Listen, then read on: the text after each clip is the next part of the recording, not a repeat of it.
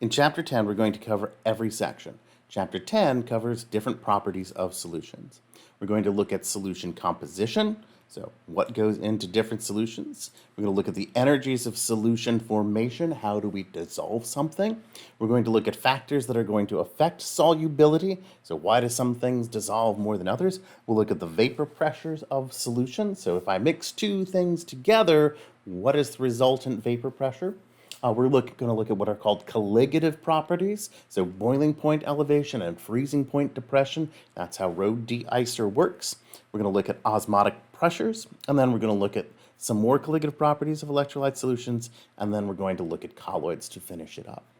So to begin, we've got lots of different types of solution. A solution is just when one thing is dissolved in another thing, and we're very used to the type of solution where a liquid is dissolving a solid or maybe another liquid. So something like vodka and antifreeze is a solution where the state of the solvent, that's the primary component, is a liquid, and then the state of the solute, that is the thing that gets dissolved, is either a solid or a liquid. So something like seawater or a sugar solution, that's a solid that is dissolved in a liquid. Right? And the state of our solution, which is both of them together, is liquid, and the state of our solvent is a liquid, and the state of our solute is a solid. It doesn't have to be that way. We could have a solution where you've got a gas dissolved in a gas, so like air, right, is a solution of several different gases, a nitrogen, oxygen, carbon dioxide, argon. You could dissolve a gas into a liquid. So carbonated water has CO2 dissolved in a liquid. And so there's lots of different combinations of those, like brass, which is an alloy, is a solid dissolved in a solid. We're going to need to have different ways to express concentration, primarily when we're working with a solid or a liquid dissolved in a liquid, where the liquid is the solute. We like working with liquids in chemistry primarily because they're easy to handle. There was an episode of Mythbusters where they tried to make an internal combustion engine based on gunpowder, and the problem was they couldn't get it to flow into the piston efficiently. Likewise, coming up with a way to measure out solids, we can do that with our balance, but if you got a big chunk of rock, right, you've got to break that down into smaller bits, or you're getting chunks of granulated material, that can be sometimes hard to get a very precise split on this. So liquids are pretty easy for us to divide, and we got lots of good liquid handling. So the unit you guys are probably already all familiar with is molarity. All right, so capital letter M, and it's moles of solute divided by liters of solution. Like I said, this is super important. This is probably the unit you are going to use the most, right? Where we're going to use moles because we're chemists, and liters because that's a convenient way for us to deal with the volume of a liquid. Another common one that you'll see is mass percent. So it's percent by mass of the solute in the solution. Could be sometimes called weight percent. A very similar unit, if you do environmental sciences, oftentimes ppm, or parts per million, or parts per thousand, or parts per billion. They're all going to do it the same way in terms of their calculation, where you're going to have the mass of the solute, the thing you're interested in, divided by the total mass. So it's going to be grams divided by total grams times 100 if it's percent. It's going to be times 1,000 if it's parts per thousand, times 10 to the 6 if it's a parts per million. So why would we want to use this? Well, sometimes we just don't know the concentration in terms of moles. If we have an unknown salt that we're looking at, maybe it's easier for us to look at the mass of that if we don't know what its composition is necessarily. Sometimes it's just easier to get at that number in a lab, right? You're doing grams, don't have to worry about converting them into moles. We've got another unit called mole fraction. And in mole fraction, it's the ratio of the number of moles of a given component to the total number of moles in solution. It's symbolized by the lowercase Greek letter chi, so it looks like a fancy little X. And so for a two-component system where we've got some number of moles of A and some number of moles of B. You can represent the mole fraction of A by taking the moles of A, dividing it by the sum of the two moles. This is very useful for when we're dealing with gases and when we're dealing with partial pressures. All right, next we've got molality. So molality, we're going to take the number of moles and we're going to divide by the kilograms of solvent. All right?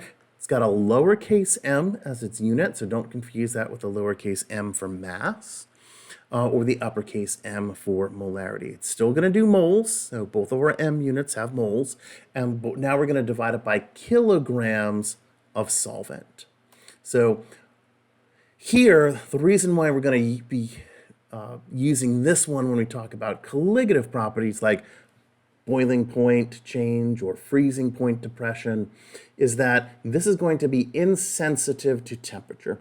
If you've got the mass of your solvent in kilograms, it doesn't matter what temperature it's at, whether it's 100 degrees C or whether it's at 0 degrees C, it's going to have the same mass. 10 grams is 10 grams.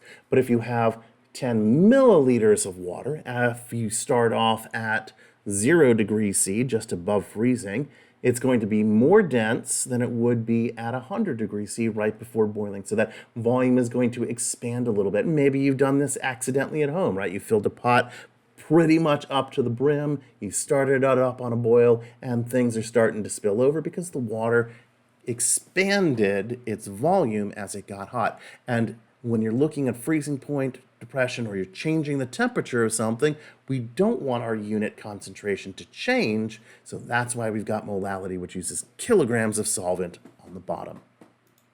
So let's look at an interactive example. So a couple of different methods for describing solution composition. So if we got a solution that is prepared by mixing 10 grams of ethanol with 100 grams of water, to give us a final volume of 101 milliliters. Now, sometimes this number here, this final volume, may change. It might not just be the sum of the two volumes. So if you mix 100 milliliters of water and 100 milliliters of ethanol, your gut might tell you, hey, this is going to be 200 milliliters of solution total, but you sometimes have a decrease when you mix those things together.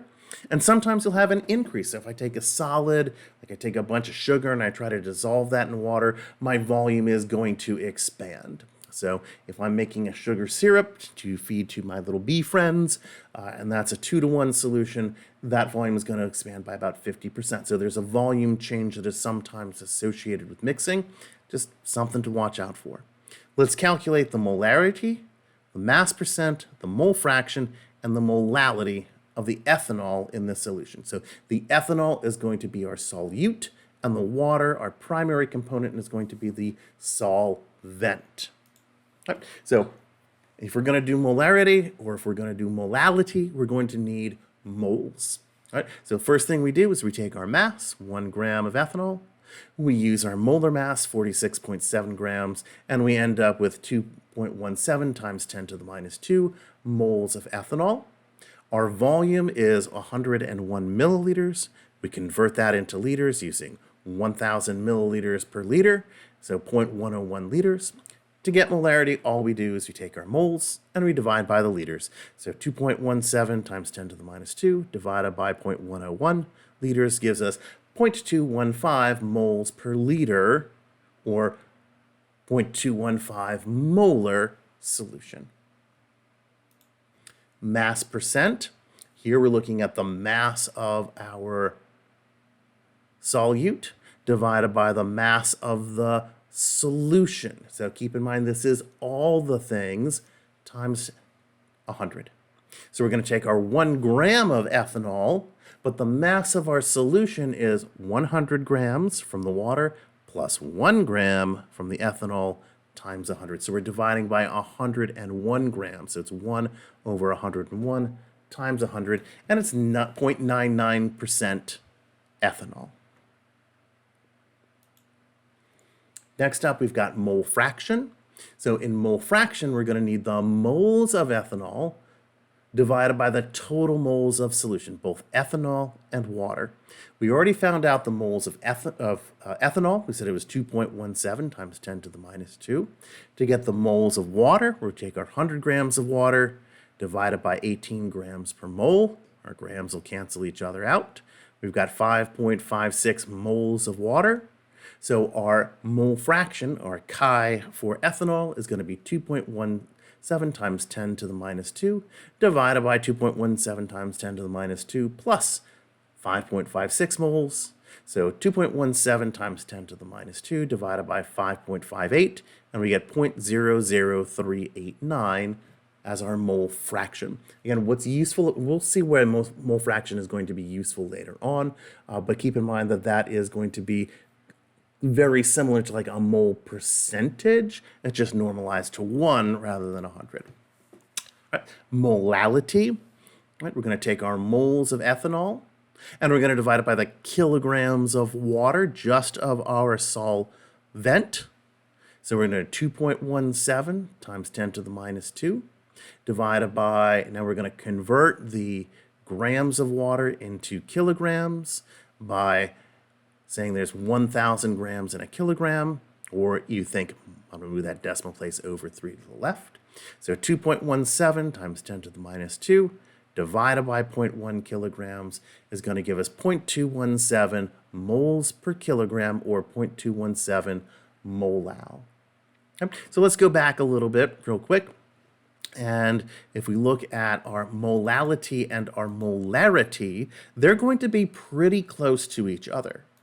Right? They're not exactly the same, 2.15 and 2.17, because they're looking at different units, and the density of water is about 1.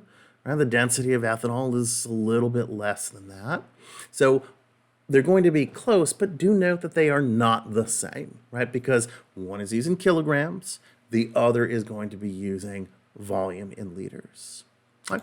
We have another unit that we want to talk about, and that is normality. It's symbolized by the letter N, and we're going to see this when we work with acids and bases. So it's the number of equivalents per liter of solution, where the definition of an equivalent depends on the reaction taking place in the solution. So if you're talking about an acid-base reaction, you're talking about one reaction cycle where an OH and an H plus are going to neutralize each other.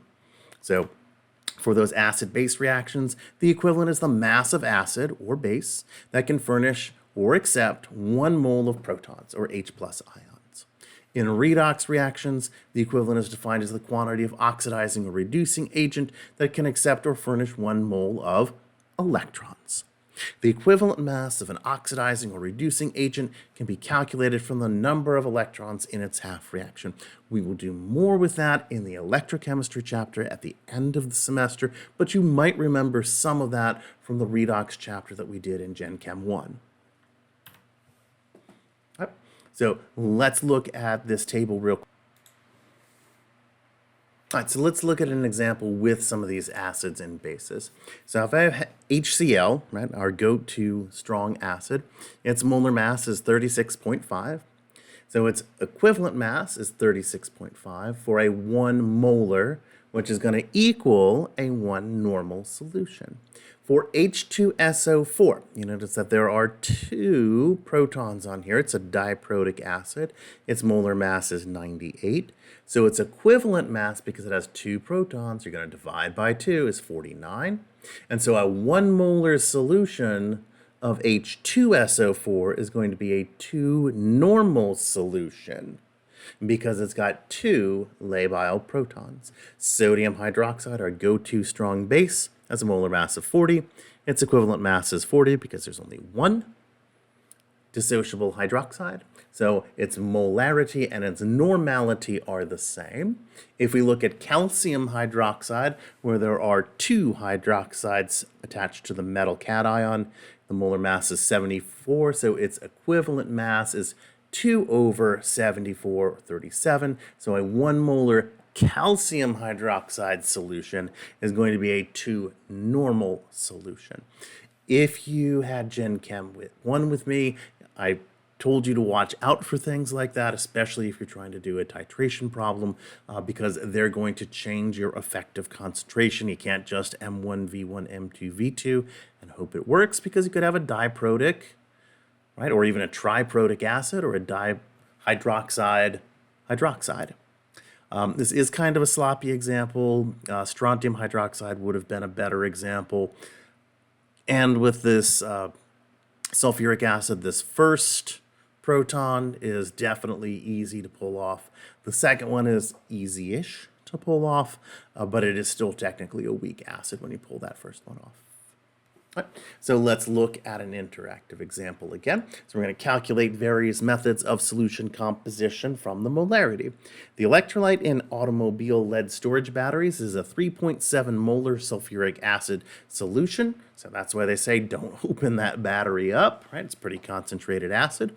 It's got a density that is more than 1 because we've dissolved all of that sulfuric acid in the water. Its density is 1.230 grams per milliliter.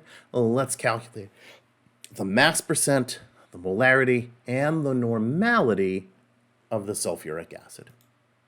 Right. So the density of the solution is in grams per liter.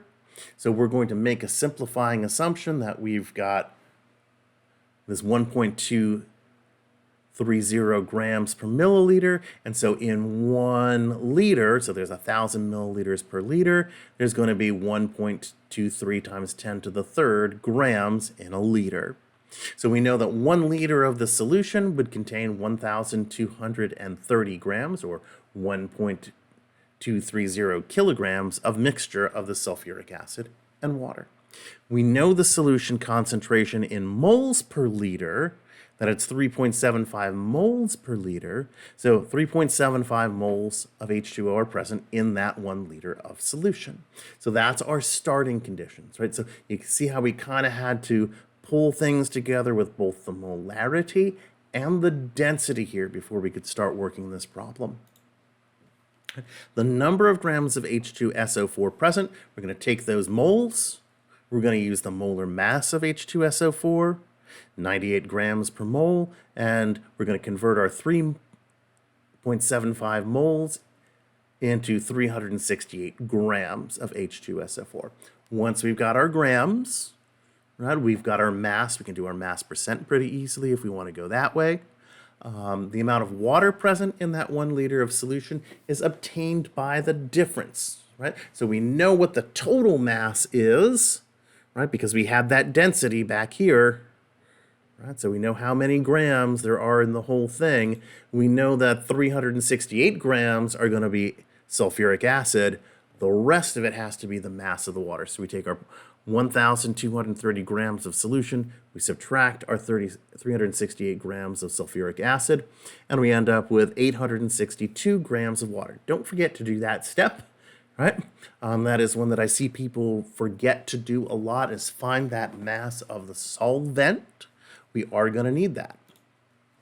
Now, since we know the masses of the solute and the solvent, the sulfuric acid and the water, we can calculate the mass percent pretty easily. So our mass percentage is going to be mass of H2SO4 divided by the mass of the solution times 100. As I said up here, frequently forget that part. I'll just leave it as a fraction of 1, and I'll forget to actually convert it into a percent.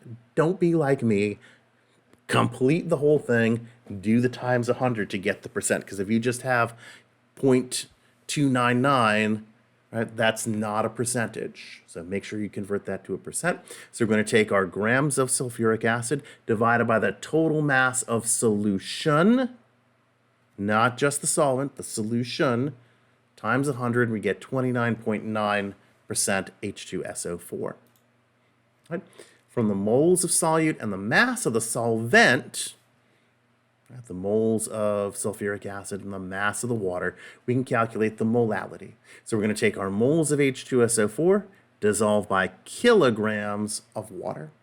So we'll take 3.75 moles of H2SO4, our 862 grams, we'll divide by 1,000, so it gets 0.862 kilograms, and we end up with 4.37 lowercase m because it is molal. So When you're doing this guy, it is just the solvent. When you're doing your percent mass, it is the solution. Everything together, just the solvent. Since each sulfuric acid molecule can furnish 2 protons, 1 mole of H2SO4 is 2 equivalents. Thus, a solution with 3.75 moles of H2SO4 per liter contains 2 times 3.75 or 7.5 equivalents per liter. Its normality is going to be 7.5 normal. All right, pretty straightforward. I want you guys to become comfortable working with these units. If you're given one unit, how do you go back and find the other unit? Do some practice with that.